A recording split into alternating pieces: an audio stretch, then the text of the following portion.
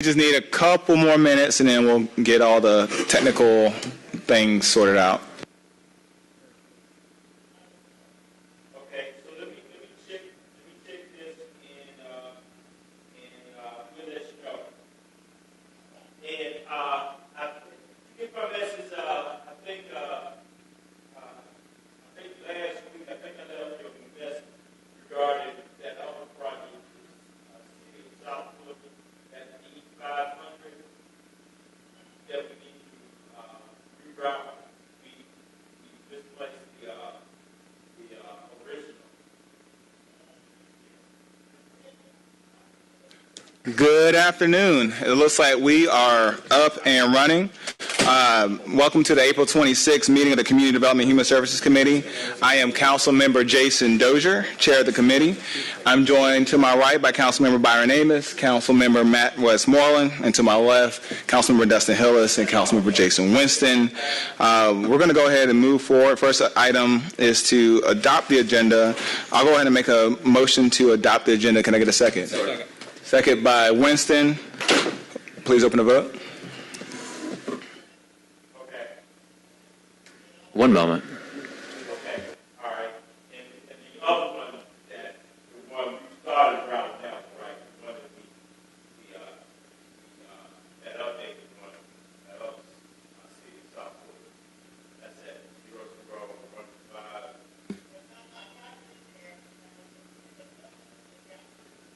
Let's move forward with a voice vote. Oh, 1 second.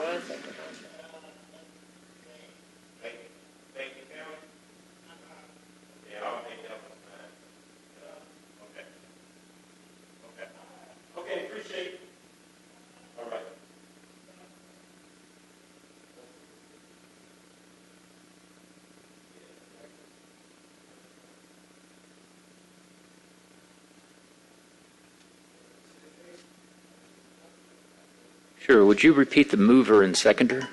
I was the one that made the motion, seconded by Winston.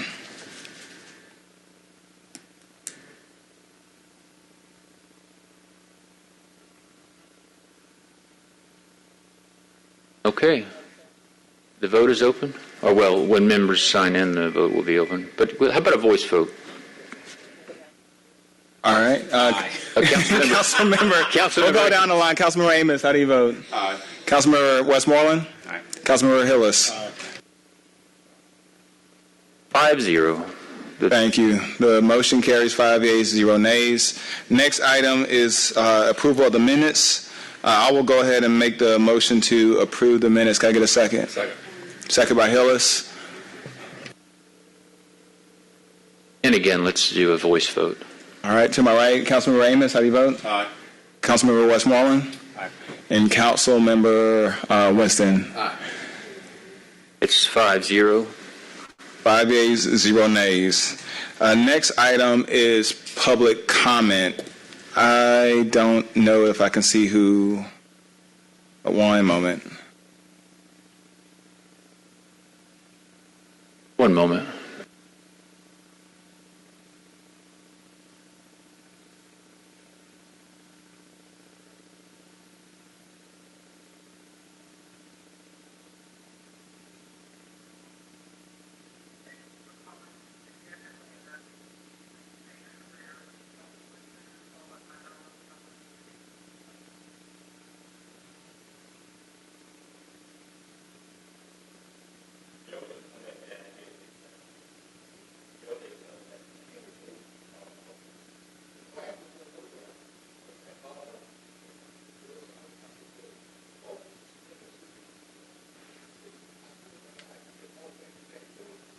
Mr. Chair, we're ready for public comment when you are. All right. We'll go ahead and start with public comment. First speaker is Ms. Henry Jordan. Ms. Jordan, if you could come up to the podium. And just for all of our speakers, I will, once it gets to the 30-second mark, I'll give you a heads up just so you know it's time to wrap up. But go ahead, Ms. Jordan. Do the will of my Father which is in heaven. The same is my brother and sister and mother. Matthew 12, chapter 50th verse. I had a court date to prove the corruption in the purchase of a property I had purchased. My belief that James Griff hired the cab driver to make me late for court. Jesus said James is against his word, therefore he asked for death. And Jesus said for judgment, I am come into this world, that they which see not might see, and they which see might be made blind. St. John 9, chapter 39, verse. Judgment is evidence. The judgment of the judge made God angry and said something will happen.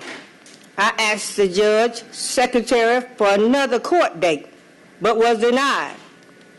And he said unto them all, if any man will come after me, let him deny himself and take up his cross daily and follow me. Luke 9, chapter 23, verse. And one of the people that were actors made me angry. Then I asked the Lord about what he said would happen. Then the Russians attacked the Ukrainians and made me scared to get angry. How can ye believe which receive honor one of another, and seek not the honor that cometh from God? Only, St. John 5th chapter 44th verse. Seeking to obey Jesus' will and assignment for my life, activate the gift. If I seek to please your flesh, then I can't help you. There is no one higher than God. The glory belongs to Christ, not me. Because our submission to Christ, we want his word to live in us. Because he can fight Satan better than we can, in ourselves, around us, and in others. Thank you. Thank you, Ms. Jordan. Do we have anyone else on the line for public comment? Next up, we have Zachary Murray. Mr. Murray, good to see you again. Hello, good afternoon, committee chair, members of the committee. I wanted to speak about a couple of issues. Obviously, on your attention is the Affordable Housing Trust Fund. It's commendable that the council passed the trust fund, that there was a dedicated source of revenue. Oftentimes when this happens, the potential of what it can be is not matched with the funding. However, I wasn't aware of the loophole, at best, that was written into that policy. I really would appreciate an explanation of that loophole, because even me, someone who's well-versed in policy, doesn't understand what that means in terms of the mayor being able to get out of funding the Affordable Housing Trust Fund in one of our sunnier days. If we're unable to meet the needs of the Affordable Housing Trust Fund in the city of Atlanta's best year in history in terms of general fund revenue, it gives me great doubts about our ability to ever meet that, especially with a potential financial crisis looming at any point. The reality is that trust fund needs to be funded. The mayor's surrogates, Mr. Humphreys and Mr. English, have stated that the housing opportunity bonds and the ARPA funds provide sufficient cover for the local match. However, when they passed the Affordable Housing Trust Fund last year, they were aware that those funds were on the table. This isn't about debt that we're taking on to secure affordable housing. This isn't about federal dollars that are available for affordable housing. This is about a local match, a local investment in needs. We are experiencing an affordable housing crisis. Just 2 weeks ago, my neighbors on Shadydale Avenue were evicted so that the owner could sell the property for $300,000. They had children who were in APS, and they're gone now. And this is happening left and right in my community of Lakewood Heights. And if we do not create a sufficient local investment in affordable housing, vis-a-vis the Affordable Housing Trust Fund as a start, then we're at a loss for what we can do. This is a crisis, and you need to give the mayor hell to ensure that this investment is met, because we see what's happening. Microsoft, Google, all these tech companies coming in. There's no excuse that we cannot make this investment. We cannot continue to afford a community that is as well resourced as this one, as well educated as this one, to pretend that we don't know the best practices and that we cannot meet those objectives. That has to be done, and you have to fight like hell. And preferably, I'd like you all to strike the amendment that was made to the Affordable Housing Trust Fund that enables this loophole. Because 1% of the general fund, which represents a decimal point percentage of the overall, is the least that the City Council can do in 2022 to make investments in affordable housing. My last comment is, while the Atlanta Housing Authority board members are well-intentioned, I'm sure they care a lot about the city, There needs to be more democratic participation on that board, more community representation. We cannot rearrange the deck chairs on the Titanic and say that it's success. The public private partnerships are failing our city, and we need a true investment from the public sector in affordable housing, and it begins with the Atlanta Housing Authority. Thank you for your time. Thank you, Mr. Murray. All right, our next speaker is Mr. Ron Shakir. Mr. Shakir, if you can come up to the podium. Yes, my name is Ron Shakir. In order to go forward, we got to keep the car in the road. And we're going backwards now. There's great comments that he made, and the new people who's on the council members here and citizens who's watching really don't have a clue of what's going on because we have gone backwards. We're about to agree to some nominations for the Atlanta Housing Authority in the process not long ago before COVID that the public would be able to ask the question to. Mr. Westmoreland, in his second year of being on this council, in his first year, he was the first council who took off the ability to have a public comment after the agenda. 99% of the people who know something about the processes of engaging an agenda don't get a chance to see the agenda until they get here 2 minutes ahead of time or online. We cannot engage this here process of democracy that we're participating in if we don't have openness of communication, and that's what public engagement and public comments is about.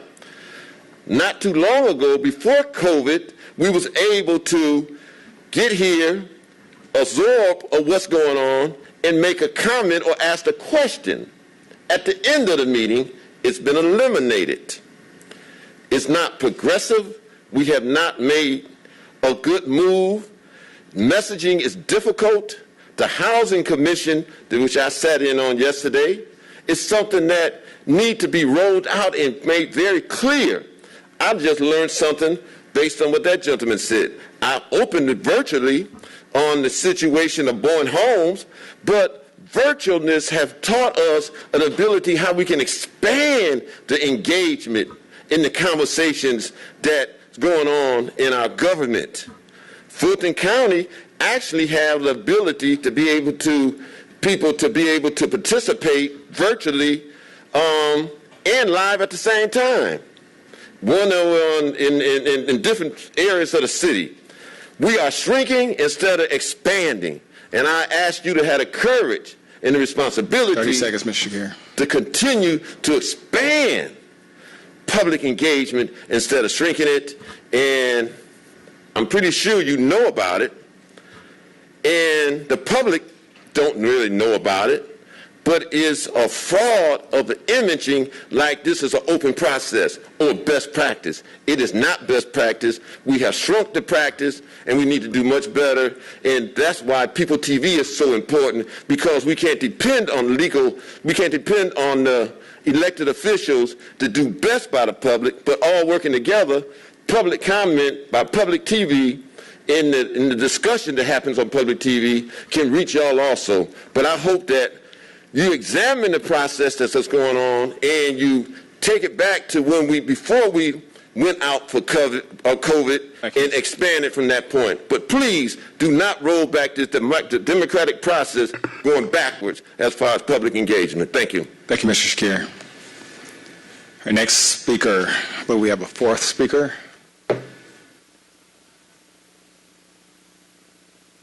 Precious Price. How you doing, Ms. Price? Thank you so much. Hi, I'm well. How are you?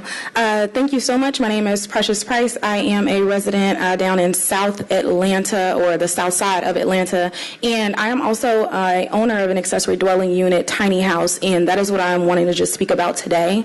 Right now, I've reviewed the 2035 comp plan for Atlanta, and I see that there is a lot in terms of how we are going to be growing in the accessory dwelling unit area, and then more in terms of how we are opening up regulations in those those arenas. However, I'm finding that there's a roadblock right now in terms of how, at least homeowners, we are sitting on land, and we, as we already just heard, we're sitting in this housing crisis right now. There's a housing shortage. How are we able to allow homeowners who have this extra land to then utilize this not only to build accessory dwelling units, because I know that we are moving there, but also this concept of land leasing. So being able to actually bring other folks in our communities, people who are in the tiny home movement, bring them in the community and share with them, because right now there's no opportunity in place for anyone who has a mobile structure, a tiny home on wheels, even an accessory dwelling unit that can be moved. There's no way for them to actually come and say, hey, I'm looking to see Atlanta for, let's say, about a month and a half. How can I go about actually being in the city in a legal way, renting maybe even some space in someone's backyard, and then that producing cash flow not only for that homeowner, but then this also creates opportunity for the aging population, students, as well as homeless or those without a home. So really, I don't have much comment other than to figure out who I can speak to, because right now I'm developing a software and an application that is going to work to connect these people, and then even furthermore, educate more of our community on how they can leverage or use their home right now in order to really, I guess, build their wealth, in order to increase their cash flow. Because right now, I don't know if anyone has noticed, but the Black homeownership rate is the same that it's been for about 60 years. So how can we work on not only like improving that, but right now just retaining it, and how we retain that is helping to increase that cash flow. And then even furthermore, just creating some opportunity for all of these populations, but I specifically say the aging population because that is what's called out within the 2035 comp plan, of assisting them so that they can be more self-sustainable. And as they are aging in place, they can then just move into maybe an accessory dwelling unit or whatever structure they have, and that then increases the cash flow that they're able to have. 30 seconds, Ms. Price. That's it. Thank you so much. Do we have anybody else on the list to speak?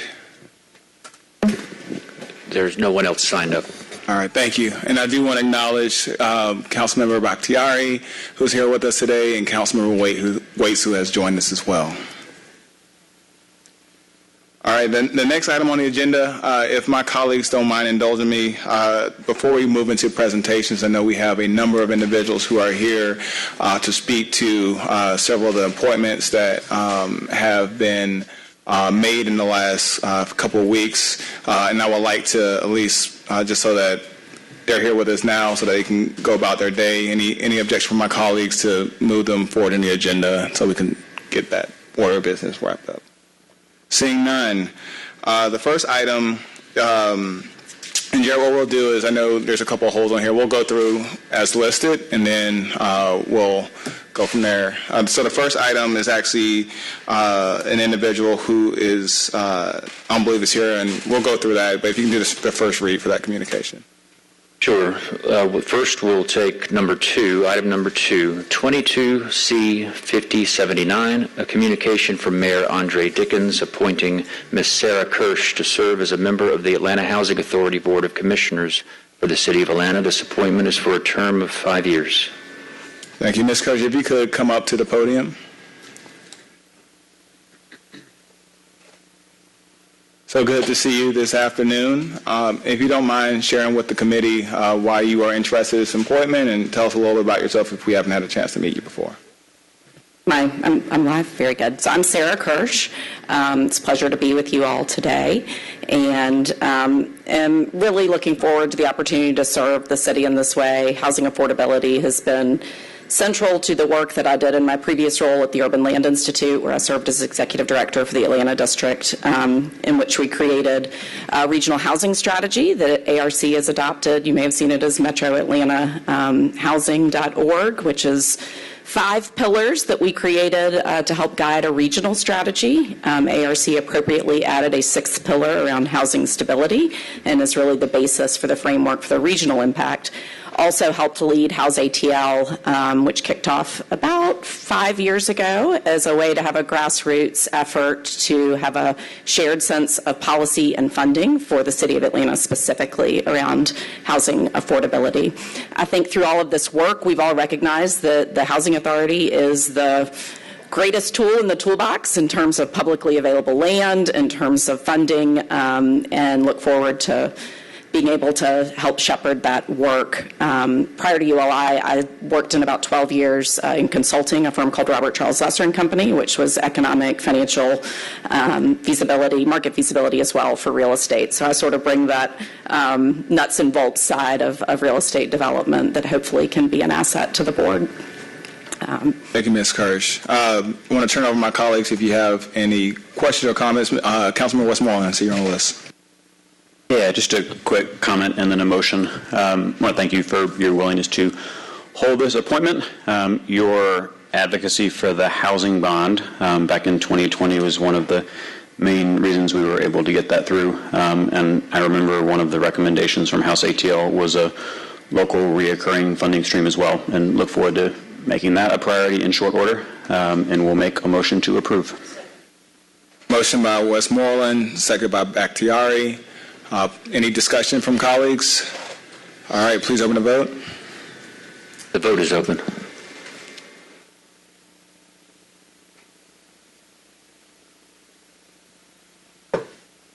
And the vote is closed. The motion is accepted. Favorable, 6 yeas, 0 nays, 0 abstentions. Congratulations, Ms. Kirsch. There's a couple more weeks of this, but thank you for presenting yourself in service to the City of Atlanta. My pleasure. Thank you. Next item.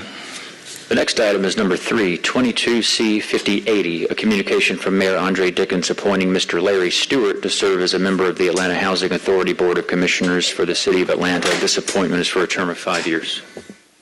Thank you. Mr. Stewart, so good to see you again 2 days in a row. Right. If you don't mind sharing with the body here why you're interested in this appointment, and also tell us a little bit about yourself in case one of us hadn't had a chance to meet you yet. Sure. My name is Larry Stewart. I'm currently a commissioner for the City Council's Housing Commission. I've served for 2 terms since it was, I guess, restarted in 2018. Previous to that was working on inclusionary zoning legislation for Councilman at that time, Andre Dickens, our now mayor. And so that's where a lot of my interest in the affordability issue that we are in crisis that we're in started. My time in, and actually that work also incentivized me to actually move to Grove Park, where this issue is a very present issue in that community. I currently am a senior principal at Slalom Consulting, working in public sector work, and I am really, really excited. I'm happy to be here with Sarah. We work together on the Neighborhood Empowerment Subcommittee for the transition team, where we did talk about housing stability a lot. And so I want to continue the work that we're doing there in this capacity. Thank you so much, Mr. Stewart. Any questions or comments from my colleagues? All right, we got a motion from Winston, second from Hillis. Any discussion? Seeing none, please open the vote. The vote is open. And the vote is closed. All right, it's favorable, 6 yeas, 0 nays, 0 abstentions. Thank you so much, Mr. Stewart, for your continued service to the City of Atlanta. Thank you. All right, next item. Next item is number 4, 22C5081, a communication from Mayor Andre Dickens appointing Ms. Duria Faruqi to serve as a member of the Atlanta Housing Authority Board of Commissioners for the City of Atlanta. This appointment is for a term of 5 years. Good afternoon, Ms. Faruqi. Good afternoon, council members. Great to be here. Thank you for the chance to come up and speak with you. And Mr. Shakir, it's great to see that you're still involved in public comment. I've not been here in a few years, but it's great to see you here again. I'm really interested in serving in this capacity because I have a passion for this city and for its communities. I started my career in international development policy because I was interested in serving low-income countries around the world. And when I moved to Atlanta, I realized how much work there was to be done here. I joined the city in Mayor Shirley Franklin's administration, had the opportunity to serve the residents of Atlanta over 6 years in various roles, including Chief Operating Officer. One of the things that struck me was how much intersection and leverage there is in different agencies working together, the city departments, Atlanta Public Schools, the Atlanta Housing Authority, Invest Atlanta, and if we can really harness that power, the city is unstoppable. Since then, as many of you may appreciate, you can step away from public service, but that doesn't leave your DNA. So I've spent the last few years in the private sector. I've had different roles in Bain & Company, at Georgia Pacific, at the Atlanta Committee for Progress, and now I serve on different corporate boards as well as nonprofit boards, which include the Woodruff Arts Center, previously Boys and Big Brothers, Big Sisters of Metro Atlanta, the West Side Future Fund, and Agnes Scott College. I'm really thinking about the fact that the Atlanta Housing Authority has an opportunity to really reset the vision and the strategy for housing for this city, and to work more closely with other agencies, with departments here in the city, with Atlanta Public Schools and the children that get displaced every time they lose housing. And MARTA, which is focused on transit-oriented development. I think the next phase has to focus on execution, building more affordable units, really widening the impact, and collaboration and innovation, and considering new models that will drive equitable growth in our city. So thank you for the consideration. Thank you. And before I turn it over to my colleagues, I do want to acknowledge Councilmember Bond has joined us. Colleagues, if you have any questions or comments, I see Councilmember Bakhtiari has something to say, a question. Yeah, I'm not sure that you have the experience or the ability to, or the vision to really sit on this board.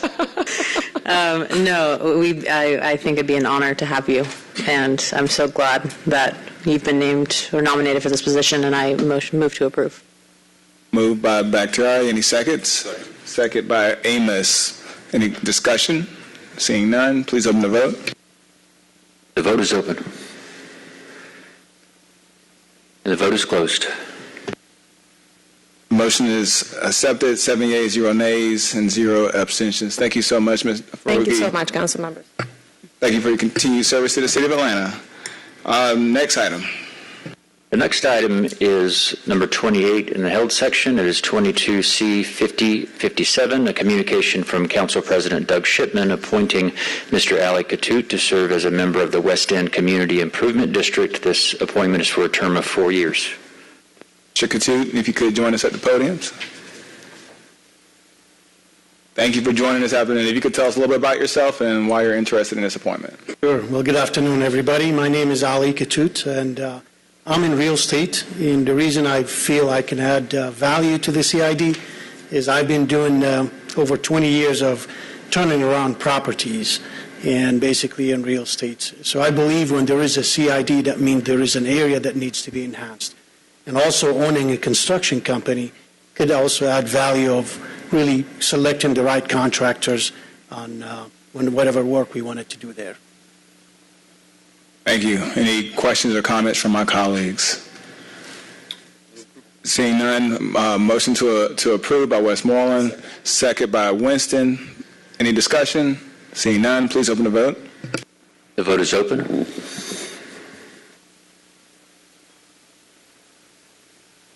And the vote is closed. Thank you. Communications adopted. 7 yeas, 0 nays, 0 abstentions. Thank you so much, Mr. Katut. Next item. Next, is the committee ready to do the presentation? Yes, thank you so much. And so, colleagues, we will return back to, there's a couple of items to vote on communications. We'll go to that when it's time on the agenda. But thank you for indulging me in moving the agenda around a little bit to allow them to speak today. We'll move on to presentations. Commissioner Deborah Lonan is here with us today. Good to see you this afternoon, Commissioner Lonan. Good afternoon, Chair Dozier, and good afternoon, members of the Community Development, CDHS, and good afternoon, Councilmember Waits. I am Deborah Lennon, Commissioner for the City's Department of Grants and Community Development, and I am joined this afternoon by Director Ola Kausas. She's a director for the department's Office of Fiscal Operations, and also Ms. Lorna Roberts, who serves as a compliance specialist for the department.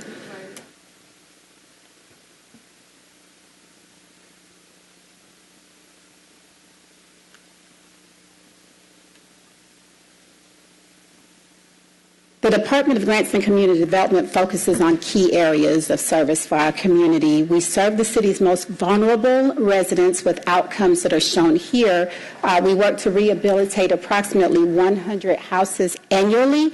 We provide tenant-based rental assistance for approximately 450 households annually. We assist approximately 50 households to purchase their homes, and we work to prevent homelessness for approximately 1,000 City of Atlanta residents annually. We provide support of administration of grants to match the mayor's priorities for the city. We focus on affordable housing supply and support, safe and sanitary and low-barrier housing. I know that everyone tends to focus on HOPWA, but the department does provide assistance throughout multiple areas. And those key programs include Community Development Block Grants, the Housing Investment Partnership Program known as HOME, Emergency Solutions Grant, ESG, which focuses on homelessness, and of course the HOPWA program, which is Housing Opportunities for persons with AIDS. We also provide Section 8 assistance for project-based rental assistance for residents. We are recipients of neighborhood stabilization funding. That program is no longer ongoing with HUD, but the city still has the program and is closing it out. And then the department has been tasked with helping other departments within the city with competitive grants. So that's a new area for us. The metrics generally are listed here, but I went a little bit further and detailed what the metrics are. So for those who are new to either the committee or to residents who are just joining and watching for the first time, I detailed what the Cdbg priorities are. So what is it that the department is looking for when we review applications for Cdbg, ESG, HOME, and HOPWA? And so here, without going into reading every line, you'll find the types of services that we aim to fund and in the specific areas of the city. And now for what you really wanted. The payment updates, the reimbursements. Last we presented it was to a joint meeting of FEC and CDHS. And so since then, I wanted to continue in the spirit of transparency and provide an update to you all today, reflecting just how much the city has in fact reimbursed its subrecipients and our partners with each of the 4 HUD entitlement areas that the city receives funding. Section 8 is listed first. Between January 1 and May 2nd, the city has paid reimbursement requests totaling $252,335. I went too far, forgive me. ESG is listed next, and again, between January 1 of this year and February 2nd, we have reimbursed $1,772,204.44. For Cdbg, within the same time frame, we have reimbursed $1,187,620.66. And then for HOPWA, again with the same time period, we have reimbursed $3,120,000, $143.71. What does that even mean? These numbers are reflective of reimbursements that have been outstanding for quite some time. Mayor Dickens, upon taking office, asked us to expedite the reimbursement process, and I shared that at the last presentation. You'll see that the numbers have, in fact, increased since the last presentation. We were asked about accountability, and I vouched then for my team, and I continue to do so today in our commitment to paying these outstanding reimbursements. To date, every reimbursement that was fully submitted in calendar year 2019 and 2020 has in fact been paid. Every penny of those that were fully submitted have been paid. We had an April 1 deadline to make all of those payments, and we did make that deadline. That leaves about $825,000 remaining of reimbursements that were submitted in calendar year 2021, and we are progressing fairly quickly to meeting the June 30th deadline of paying every penny of those reimbursements that were properly submitted. Properly submitted means we have all the supporting documentation that HUD requires of us, because if you'll recall, the department pays all of our subrecipients with general funds, and then we turn around and ask HUD to reimburse us. We will not be able to successfully reimburse ourselves if we don't have the appropriate supporting documentation. This slide indicates the total amount of funding available across all of our entitlement funds, and it also states the concern that I'm sure many of you have heard, and we even discussed at the last presentation. The city was in danger of losing its remaining FY18 HOPWA funding, totaling more than $9 million. And so in conversations with HUD, we were given a deadline of April 30th to draw down $9,020,834. We worked diligently internally with the Office of Grants Accounting and, of course, the CFO's office. And, in fact, the city has drawn down every penny of its remaining FY18 HOPWA funds. So, council members, if you hear that the city is going to lose FY18 funds, you can confidently say no, the city will not, as, in fact, we have every penny of that already drawn down. And I know it's just a slide here, but it's been hovering over our heads for years. And so I am excited to announce that so that you can share that with our residents. The next slide, though, addresses contracting, which was also asked. There was an inquiry about contracting during the last presentation. Contracting remains a challenge for us. We are progressing, but we are still, in fact, behind. This slide indicates how much the city was awarded for program years 2019, 2020, and 2021.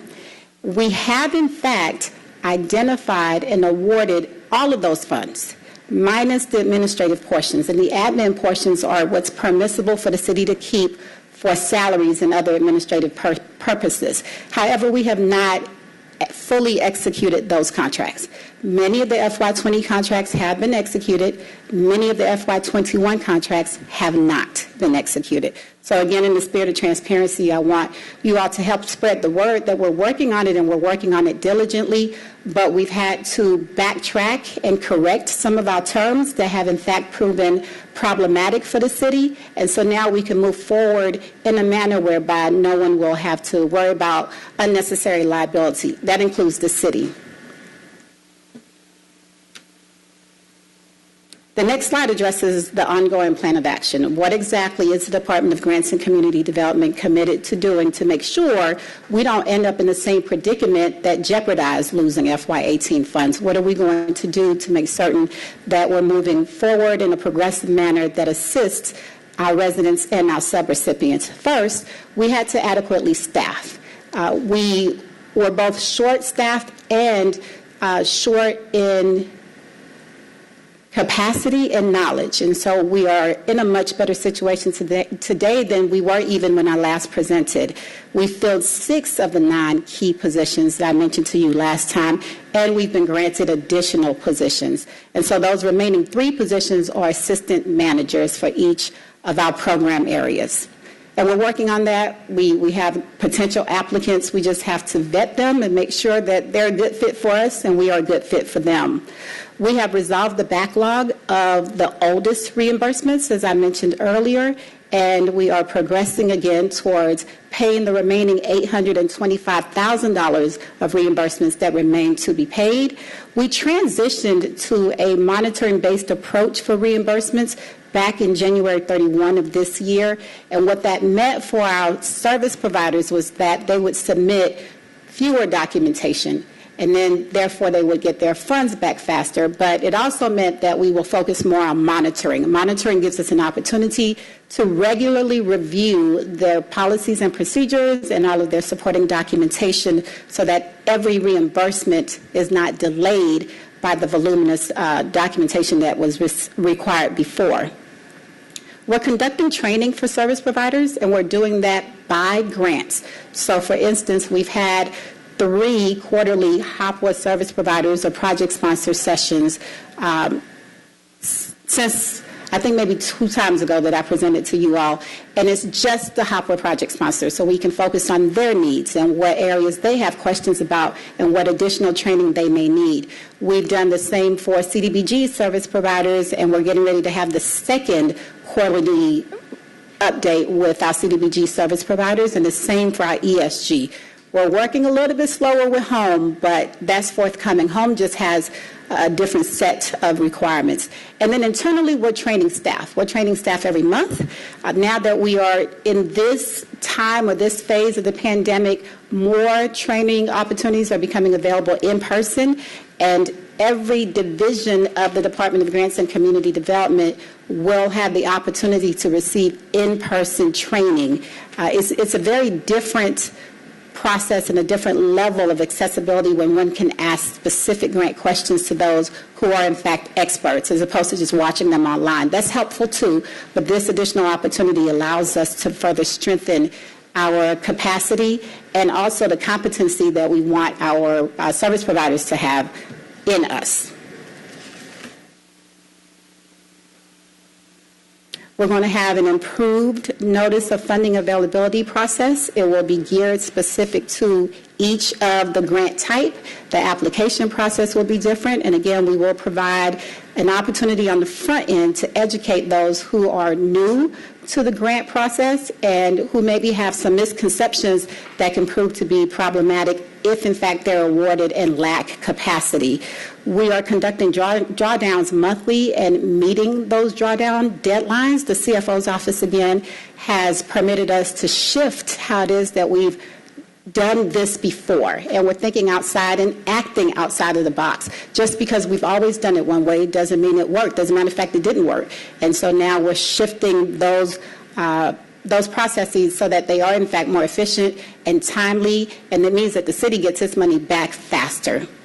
We are preparing to purchase an improved grant management system, one that better aligns with HUD and will allow our service providers to access the necessary resources faster, more easily, and then, of course, communicate in a more direct manner.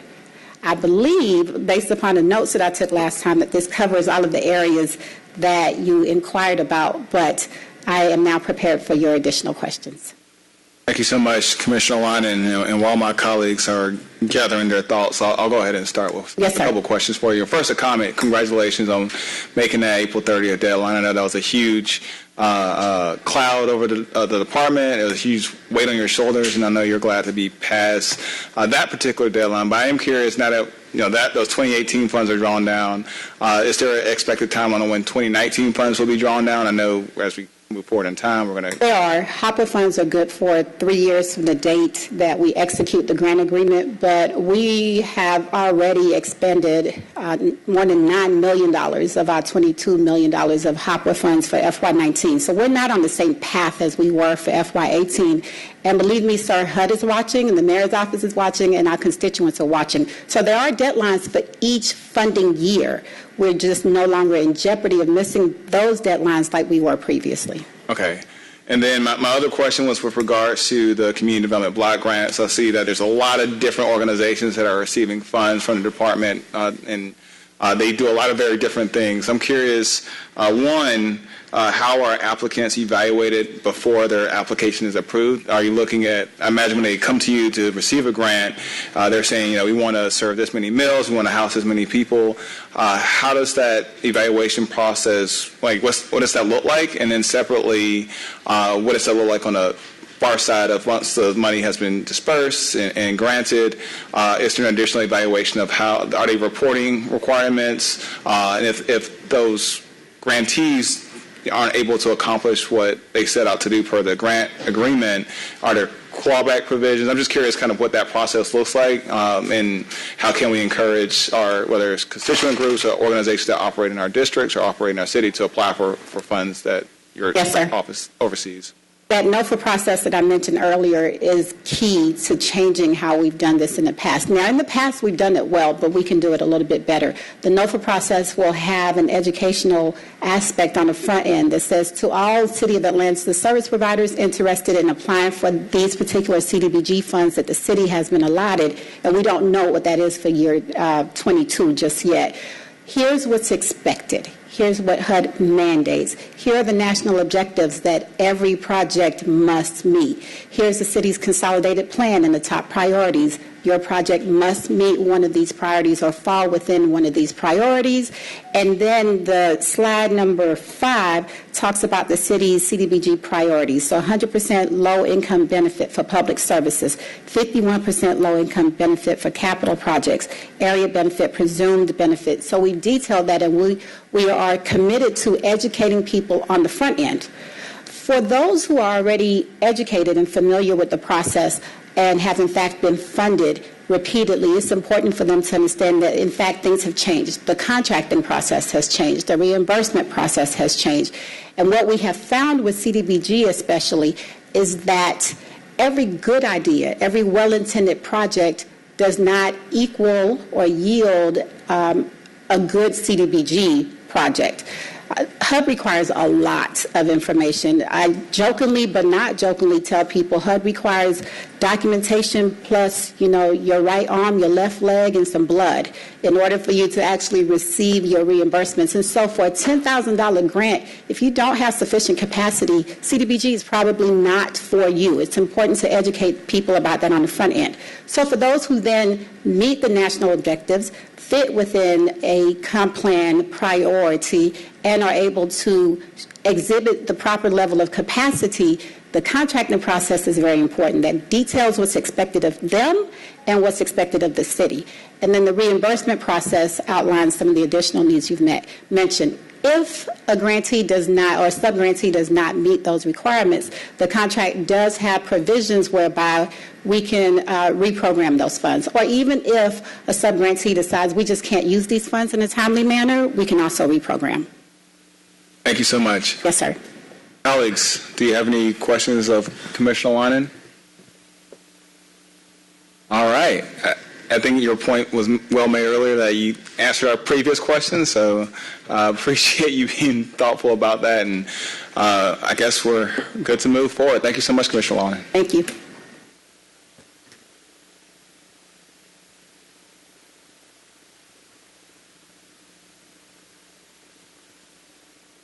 All right, next up, I believe we're back to communications.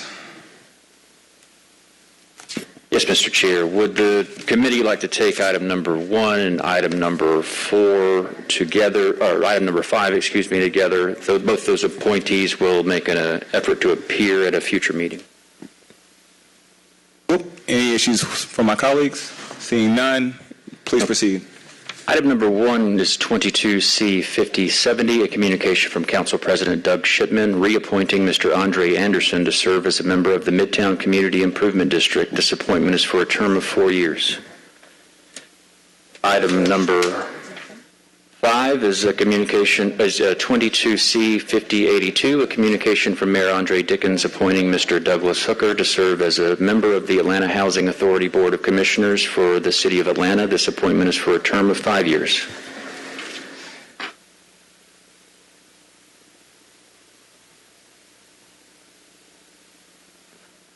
We got a motion to hold from Bakhtiari. We have a second from Westmoreland. Any discussion? Seeing none, please open the vote.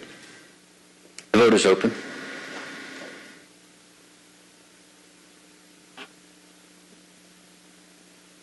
The vote is closed. Motion is adopted, 7 yeas, 0 nays, and 0 absent. I'm sure the motion is held in committee, 7 yeas, 0 nays, and 0. It's one of those days. Next item. I believe we are going to ordinances for first reading. Item number 6 is 22-01384, an ordinance by Community Development and Human Services Committee authorizing the mayor or his designee on behalf of the City of Atlanta to enter into a management, operating, and programming agreement between the City of Atlanta and the West Atlanta Watershed Alliance for a term of 5 years. Thank for you. the provision of services at the Outdoor Activity Center, Nature Preserve, and for other purposes. Thank you. And because this is a first read, we don't need to take any action. Next on the agenda is ordinances for second reading. Item number 7, 22-013-24, an ordinance by Community Development Human Services Committee to adopt the Freedom Park Master Plan 2021 to be included in the City of Atlanta 2021 Comprehensive Development Plan, CDP, and for other purposes. All right, and so because this will go before the CDP, colleagues, we won't actually see this until the exit of September 7th, so third quarter CDP hearing. So this will need to be held. I will go ahead and make the motion to hold. Can I get a second? Second by Bakhtiari. Please open the vote. The vote is open.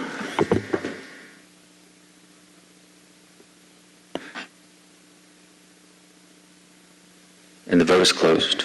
And the motion to hold is favorable, 7 yeas, 0 nays, 0 abstentions. Next item.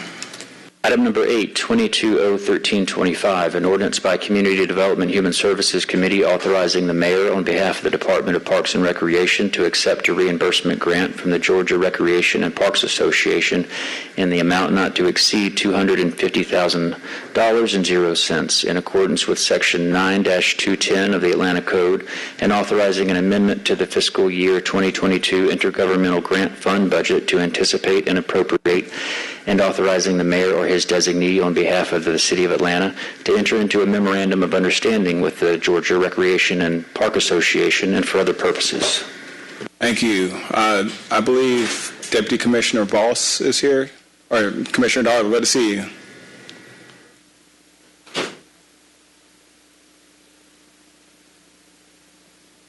Good afternoon, Chairman Dozier and council members. This ordinance accepts a reimbursable grant from the Georgia Recreation Park Association in the amount up to $250,000. And it covers the period of August 2021 through July 2022. And so this is part of the Georgia Recreation Park Association, which is a nonprofit institution that supports and promotes parks and recreation in the state of Georgia. And they've received grant funding from the Building Opportunities and Out of School Time Boost grant program to support our efforts of a comprehensive out of school time services that expands and improves high quality learning for students between K through 12th grade. And we can also, we're eligible for a second grant that will start completion of this first grant coming soon. So we'll bring that back to you at the expiration of this current ordinance. Thank you. Any questions from colleagues? Seeing none, I'll go ahead and make the motion to approve. Can I get a second? Second. Second by Amos. Any discussion?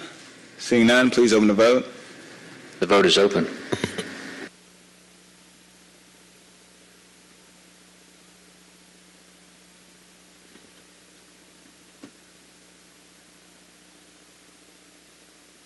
The vote is closed.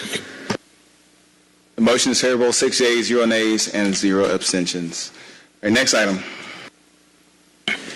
Next item is number 9, 22-013-26, an ordinance by Community Development Human Services Committee to correct and amend Ordinance 21-00800 adopted by the Atlanta City Council on November 1st, 2021, and approved by operation of law on November 10th, 2021, and to authorize the mayor or his designee to enter into Amendment Number 4 and to exercise renewal option Number 2 to contract FC 10383 Pools and Splash Pad Management and Maintenance with American King Joint Venture to correct the retroactive date and extend the contract term included therein for FC 10383 by deleting retroactive date of September 20, 2021 through end date of June 30, 2022, and inserting the retroactive date of December 19, 2021 through December 18, 2022, and to reduce the not to exceed amount to $2,275,000.00 per year and for other purposes. Thank you. Commissioner Dargle, if you can speak to this. Good afternoon again, Chairman Dozier and members of council. This ordinance, as read, makes legislative corrections for a related piece of legislation from November and authorizes a second renewal option of our pool and splash pad management and maintenance contract with American King Joint Venture. This also aligns the contract terms through the end of the calendar year because the contract carries over between 2 fiscal years, and we want to be able to carry it out through the end of this calendar year. Any questions for Commissioner Dargle from my colleagues? Motion to approve by Westmoreland. I'll go ahead and second. Please open the vote. The vote is open.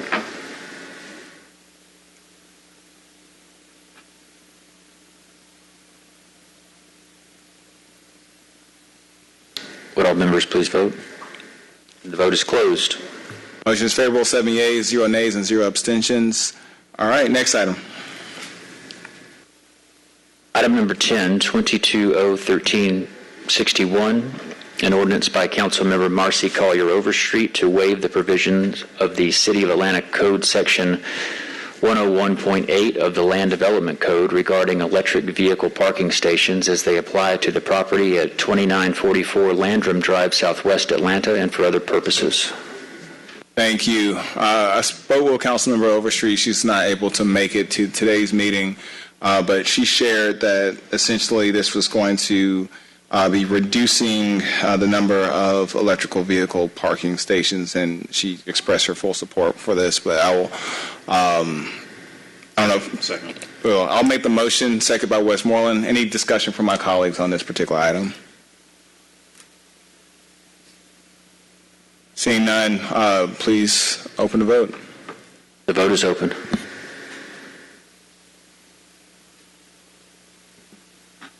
And the vote is closed. Motion is favorable, 7 yeas, 0 nays, and 0 abstentions. All right, next item. Item number 11, 22-013-63, an ordinance by Councilmember Antonio Lewis to open the city's 12 outdoor swimming pools at no charge to children aged 10 and under during all operating hours for the period of June 1, 2022 through September 7, 2022, provided that they read for 30 minutes by waiving the provision of Section 110-3F4 of the Code of Ordinances and for other purposes. I believe Councilmember Lewis is on the way. Do you know how long? Oh, all right. Colleagues, if you will indulge me, can we hold this to a later point in the agenda and then come back to it once he's here? We can table this for a few minutes and move on. I'll let the table this until he gets here. Would the committee like to move to item number 13, as seen as item number 12 is a Councilmember Lewis paper as well? Let's do that. Item number 13, 22R3579, a resolution by Councilmember Keisha Shawn Waits to celebrate the successful passage of House Bill 1013 during the Georgia General Assembly legislative session of 2022 to encourage the Georgia General Assembly to fully fund the measures called for in HB 1013 during the 2023 legislative session, to join the national movement to raise awareness about mental health by celebrating Mental Health Awareness Month during the month of May 2022 and for other purposes.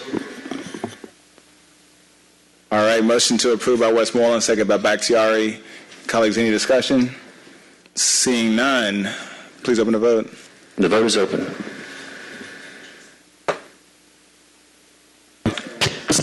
Had I known it was this easy, I would have really brought some real meat to the table today. Thank you so much for your support. I was going to ask, would you like to make any final comments? Not at all. I appreciate everything you do. All right, thank you. My apologies. My colleague, Mr. Westmoreland, called me off guard there. 7 yeas, 0 nays, 0 abstentions. Motion is favorable. All right, next item.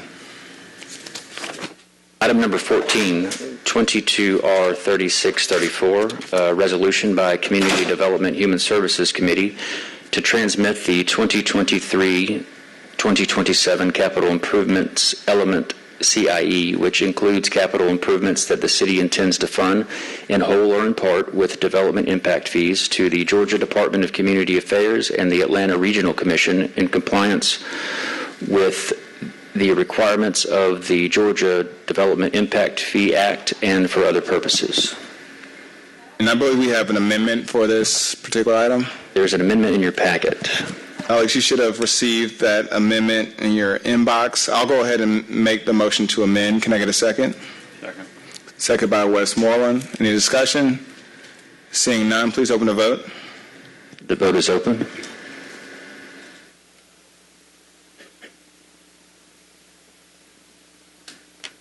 Oh, now it's open. Thank you.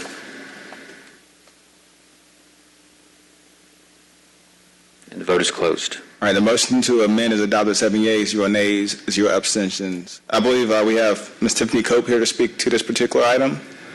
Is Ms. Cope here?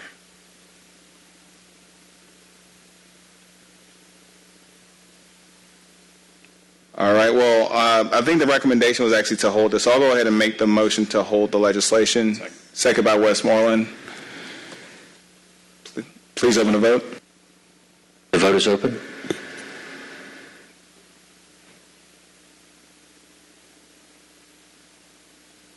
And the vote is closed. The motion to hold is affirmed, 7 yeas, 0 nays, 0 abstentions. All right, next item. The next item is item number 32 on the held part of your agenda, and there is a substitute. Would the committee like to consider the substitute? Yes, please. Second. Oh, sorry. I'll make the motion to substitute, second by Westmoreland. And the vote is open.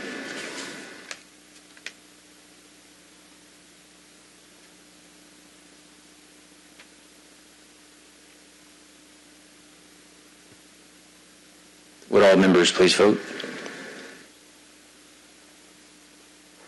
And the vote is closed. All right, the motion to substitute is approved, 7 yeas, 0 nays, 0 abstentions. The substitute caption reads as follows. An ordinance by Councilmember Jason Winston is substituted by the Community Development Human Services Committee. An ordinance authorizing the City of Atlanta to donate American Rescue Plan funds to the Community Foundation of Greater Atlanta pursuant to Section 6-306 of the City of Atlanta's Charter in a total amount not to exceed $1,500,000.00 in order to support the Community Foundation's action to facilitate the relocation of the residents of Forest Cove, authorizing the mayor and his designee to enter into a memorandum of understanding with the Community Foundation, which shall detail the actions of the Community Foundation to facilitate relocation activities to support residents of the Forest Cove property in Southeast Atlanta community of Thomasville, to authorize the chief financial officer or his designee to make all payments from the accounts listed herein and for other purposes. Thank you. And I see we have the Director of Housing and Community Development, Mr. Josh Humphreys, here with us today. If you want to speak to this real quick, and then Good afternoon, everyone.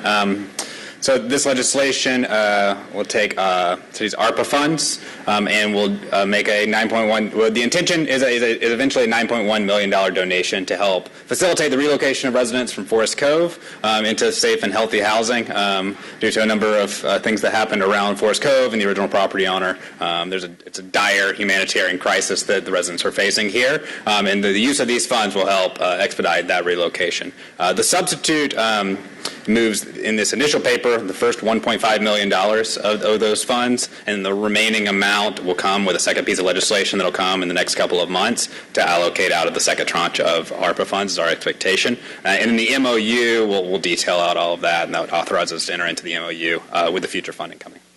thank you. Any questions or comments from colleagues? Question from Westmoreland, and then I believe we have Councilmember Winston that would like to say something. Thank you, Mr. Humphreys. I am fully in support of this paper and the one that will come later.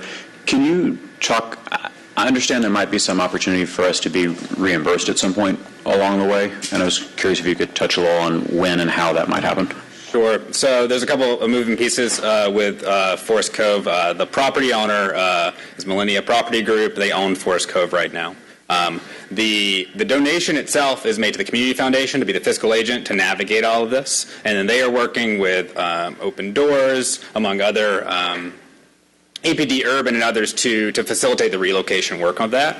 As part of this original commitment to the donation is that Millennia, the reason for the need for it is because the funding that was going to pay for the relocation fell through for a number of reasons. And so Millennia has agreed that upon financing a rehab or a restoration of Forest Cove Apartments, that they will reimburse the city for that work. And so the way that money will then go back in for affordable housing and the investment in and around Thomasville Heights. And one of the things that we're committed to is that Thomasville Heights as a neighborhood and in the city that we're invested in. We're also working to do master planning work in the area and develop public land. There's over 120 acres of public land. And so the idea is that funding will go out right now for relocation. In the long run, it'll be used to help facilitate good quality affordable housing in Thomasville and throughout the city.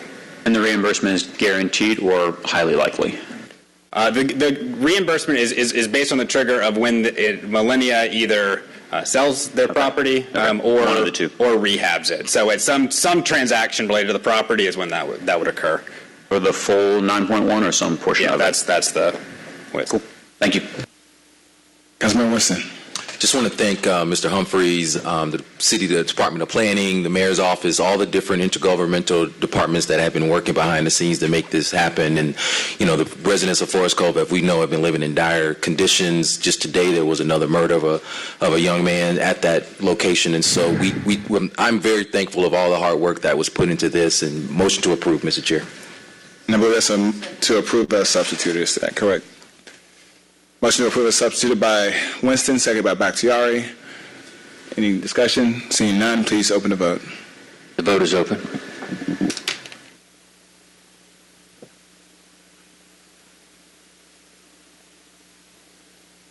The vote is closed. The motion is, as substituted, is favorable, 7 yeas, 0 nays, 0 abstentions. And I want, thank you so much, Josh. I want to acknowledge Councilmember Lewis has joined us. Thank you so much for joining us, Councilmember Lewis. I believe the next item, we need to go back to the items that we tabled.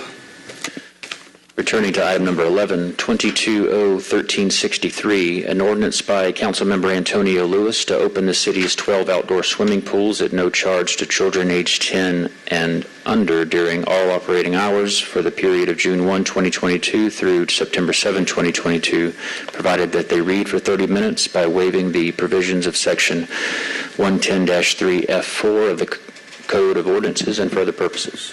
Thank you. Councilman Lewis, if you can speak to your legislation. Yeah, and after talking to the mayor's office with this bill, I wanted to make an amendment and to remove the age provision and also remove the reading provision as of not to put more work on Parks, who doesn't have the staff for it this year.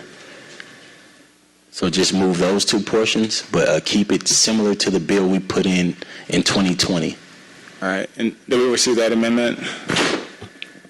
Okay. We're hearing it now. Okay. Wait, anyone like to make the motion to amend?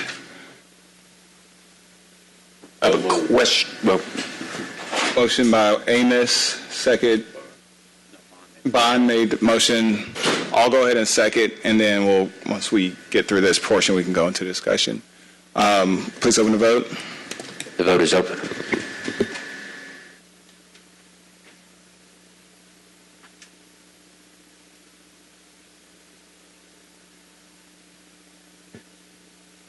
And the vote is closed. And the motion to amend is adopted. 7 yeas, 0 nays, 0 abstentions.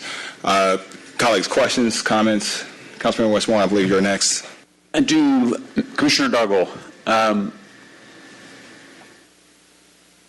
two questions.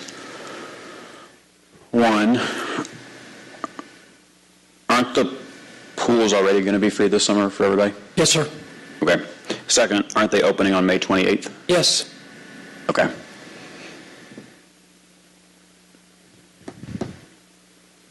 What, Councilmember Lewis, are we hoping to accomplish with this ordinance that isn't already going to happen? Can I answer? Yeah. So the pools, according to the last ordinance, 20-01207, ordinance by Councilmember Matt Westmoreland, Marcy Carson, Overstreet, Mayor Faruqi, and Cleveland Winslow. The previous holding for this was summer 2020, May 23rd through September 7th, and that was the end date. I know in 2019 we did the same thing. We did the same thing in 2020. 2021 pools were closed because of COVID, and so now it's 2022, and I was doing the same thing again.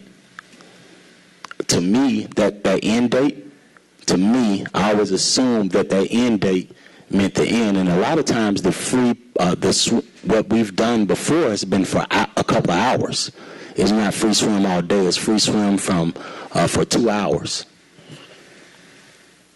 Right, and then in 2020 we shifted that to being free, I think, for all people all day. So I guess at least if we're going to pass this, I want to get the dates correct. So that June 1st should be May 28th, right? Because I don't want to ordain something where then you're not allowed to make it free for Memorial Day weekend or something. So the pools are going to be open from May 28th until what day do you intend to close them? Labor Day, through the Labor Day weekend. So through the Monday of September 5th? Yes, if that's the... That is Monday, Labor Day. Okay, yes. So you don't intend to have them open on the 6th or the 7th of September? No. Which means we don't have lifeguards or security. That's correct. We start closing them down and winterizing them. Okay.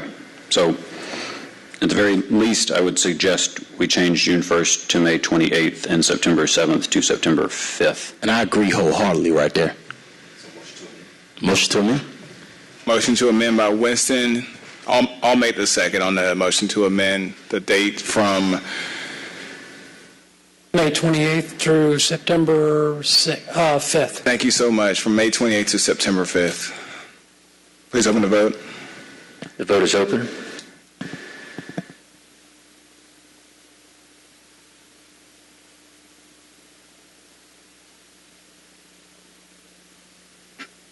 And the vote is closed. All right, the motion to amend is adopted. 7 yeas, 0 nays, 0 abstentions.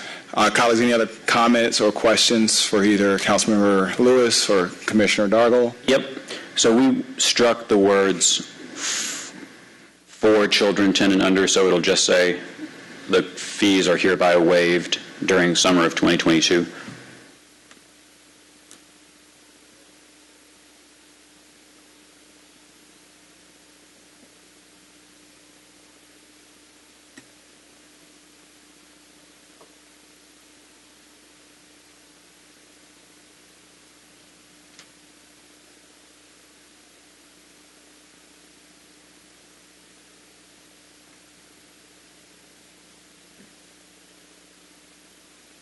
That's correct. So it would be read, open to the public are hereby waived during summer of 2022 from period of May 28th through September 5th for the purposes of this ordinance only, is the final draft of that. Would also probably make sense to strike the final whereas clause that references ages and reading times.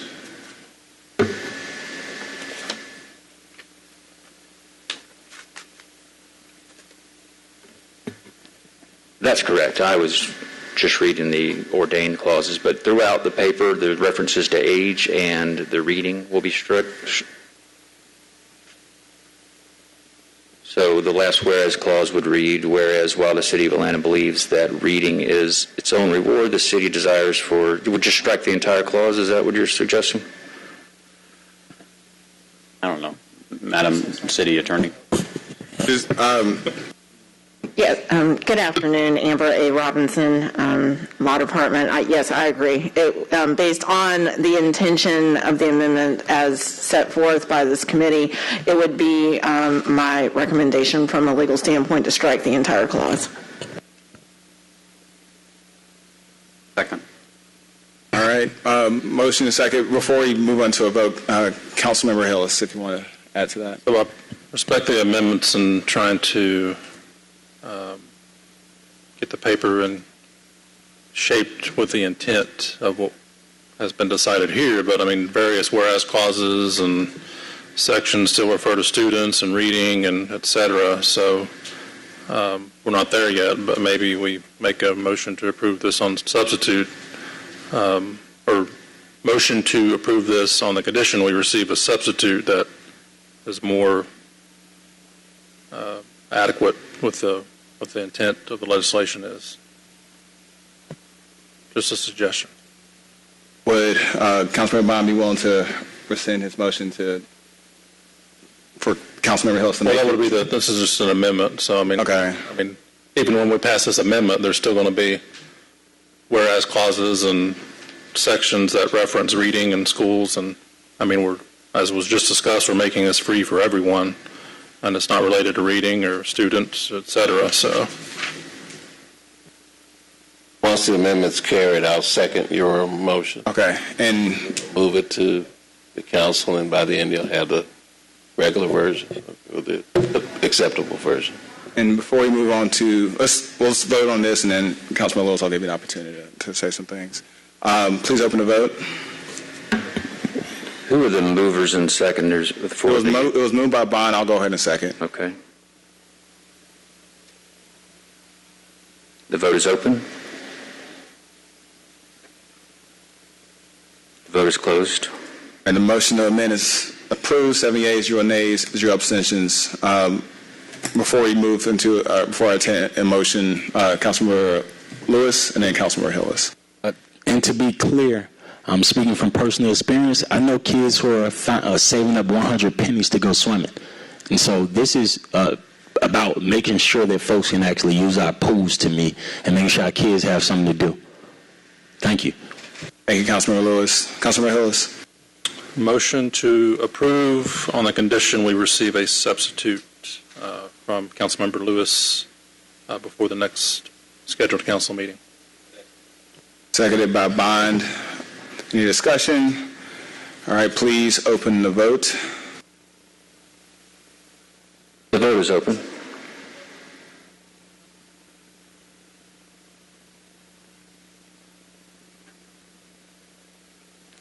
All right, the motion is favorable as substituted, 7 yeas, 0 nays, 0 abstentions. Favorable on condition, apologies. Correct. All right, next item. Item number 12, 22R3577, a resolution by Councilmember Antonio Lewis to request the Department of Finance and the Department of Parks and Recreation examine the feasibility of utilizing funding from the American Rescue Plan Act to provide free summer camp for the City of Atlanta youth and for other purposes. Thank you. Councilmember Lewis. And similar to the last bill, I know that a lot of folks have reduced camps, but one of my friends told me to use her name, Twinkie. Twinkie has 7 kids.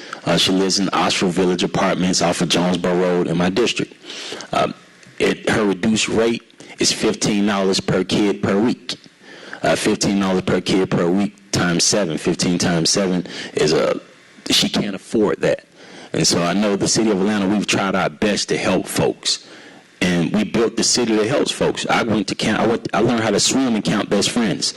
And I remember when they built Roselle Fan for people like me, so I was in the first cohort there. And so I know the kids that are never able to go to camp, and we're never able to touch them as a city. We have to include them back in that camp so that we can touch these kids again. So that's why I put forward this paper. Thank you. Thank you, Councilmember Lewis. Commissioner Darlow, if you have anything to add to this particular resolution. Thank you very much, and we appreciate that notion to provide camp at no cost.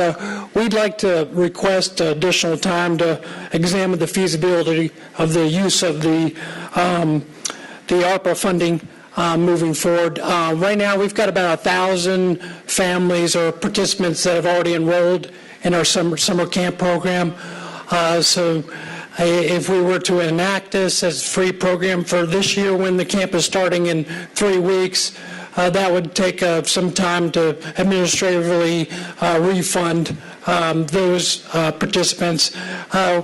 Typically, on a year annually, we provide about 50% of our participants receive no cost to participate in the summer camp program. So we're just asking council if you would extend examining the feasibility of the use of the American Rescue Plan Act funding for this program for 90 days. Real quick, if you don't mind, I can, Councilmember Lewis and then Councilmember Winston. This is a feasibility study. This is not saying pay for it. What I'm saying is I've seen what we've used ARPA funds for. I'm glad the paper that was right before me was Councilmember Winston's paper. I know people from I call it 4 Seasons. I know people from over there. I'm happy to see that we're putting those funds together in the right place. I remember part of my campaign was that we had to send back $12 million because we didn't use the funding. And so I asked for exactly what you're saying. I don't think it takes 90 days. I'm asking, can we do a feasibility study? And I know I got kids right now who want to go to Camp Best Friends. Camp Best Friends was built for the kids that I'm talking about. And that's why I put forth this paper. All we got is our paper and this microphone. That's all we got. And we're going to keep complaining about things, and we're going to do something about it. And this is how we do something about it. We get our folks in camp for those hours per day. They're safer. They're learning trades. I learned to swim once again. That's why all the kids in Atlanta know how to swim. They're learning to swim. And so that's why I put forward this feasibility study, just like you're asking, but we don't got 90 days. Last night, they did a sweep in my district. They did a 28 indictment count in my district. I'm directly competing with the gangs for the mines, directly. And so I don't got 90 days. Councilman Winston. Thank you, Commissioner Dargo. A, I just wanted to know, what's the deadline to register for summer camp? And B, is there a possibility to maybe look into expanding the feasibility study to look into, just available general fund dollars? The registration is open throughout the summer, and the camp will run June 6th through July 22nd. That is the registration period as well. So we've got about over 1,000 participants that have already enrolled. And then the second part of your question is, we generate typically about 170,000 pre-pandemic revenue through Camp Best Friends. Half of that, though, is subsidized and free to the general public. So it's not about the cost of the program. It's more of the revenues that we're generating. Because we've already got general fund that supports the program, and then these revenues provide additional funding for programs and services, field trips and of that nature, supplies, materials that add to the general fund. So just for clarity, so the Parks and Recs department is counting on those revenue dollars for their balance sheet? As a portion of what it does to operate the cost, doesn't fully recover the cost, but it provides additional supplies, materials, trips that the students or participants can go on. So we have funding from the Community Foundation as well as a general fund, and then a trust fund that's established that takes in the revenues and then goes back into the program. Councilman Westmoreland. I'm going to make a motion to approve. The legislation asks for us to be told about the possibility of using ARP funding. I suspect the answer to that question is it is possible for us to reallocate ARP funding. By the time we have that conversation, summer will be halfway, if not almost over. And so I think this is an opportunity for us to explore for the summer of 2023 what free summer programming would look like for youth, much like we did. It was the summer of 2019 free weekend of swimming that led Councilmember Overstreet and I to introduce the legislation in 2020, which has made pools free ever since. And this seems like an opportunity for us to have a conversation about other summer programming for kids who can't afford it. In summer of 2023, 3 and beyond. So I'll make a motion to approve, but I'm not trying to cut off the conversation. There's a motion by Westmoreland, second by Winston. Any discussion? Councilman Lewis, I see you have your mic on. I talked to Parks and Rec, and they don't say they need this money. And when we think about what we're using funding for, $160K investment in our kids, that ain't nothing. We ain't having no money problems in Atlanta. If we are having money problems, let me know. If $160K for our kids to get what they need, those resources that I know are at Count Best Friend, and that Councilmember that he knows that Councilmember Amos knows is at Count Best Friends, we need those. $160K. Mayor Maynard Jackson would have gave us that out of his pocket. Any other comments for discussion? Seeing none, please open the vote. Vote is open.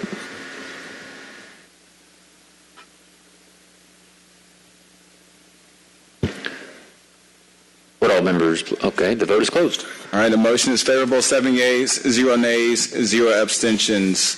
I believe that's the last legislative item. Is that correct? That's correct. All right, colleagues, we have no walk-in legislation, no requested items.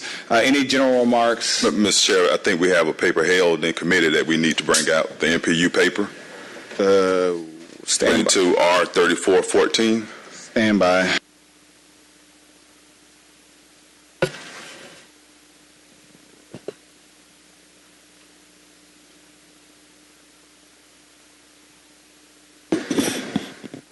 Which number is that? 22-R-3414, number 35.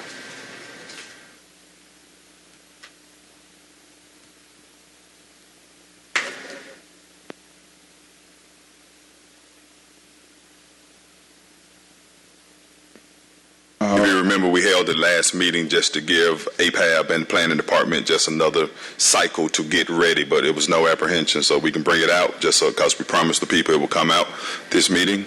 So I don't have an issue with that. If you could go ahead and read the caption, we'll go from there.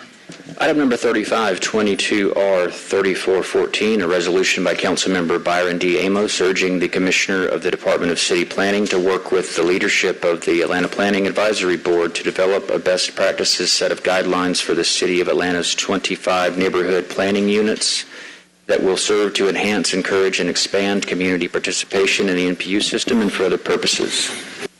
All right. Do we have anyone from planning here today?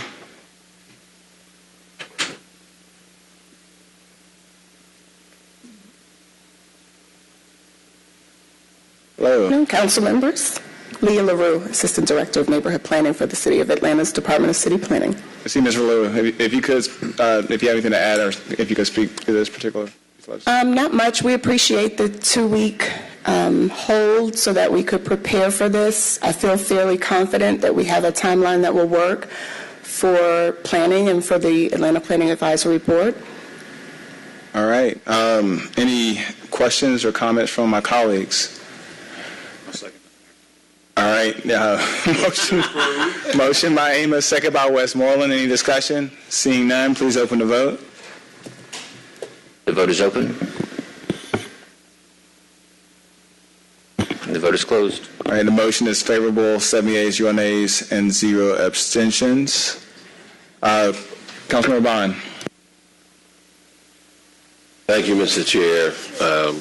I'd like to make a request of the committee that at a future meeting that we have a review of the United Way's performance on the rental assistance that's gone on for the last 2 years. I've had conversations with individuals who are in and around the Fulton County program. Fulton County hired a company out of Texas to manage theirs. It's been very efficient. But what they've continued to say to me over the last 18 months is that they get more requests from City of Atlanta residents who claim that they can't get a response from the United Way. I had to directly intervene on behalf of a citizen last week and ask the administration to get involved with someone who had initially had a talk with the United Way about getting some rental assistance. got approved for 1 month, but then after that could never get anybody on the phone for 7 months. And without the intervention of the administration, they were about to be evicted and put out. So if that happened to one person, who knows who else it may be happening to. So just like to make the request that either the United Way or whoever is managing that relationship with the city come and give us an accounting of what's going on, how many people are calling, how many folks have been helped, how many folks have not been helped, who's been in the queue, and just a general responsiveness on that program, because that was extremely disturbing to me.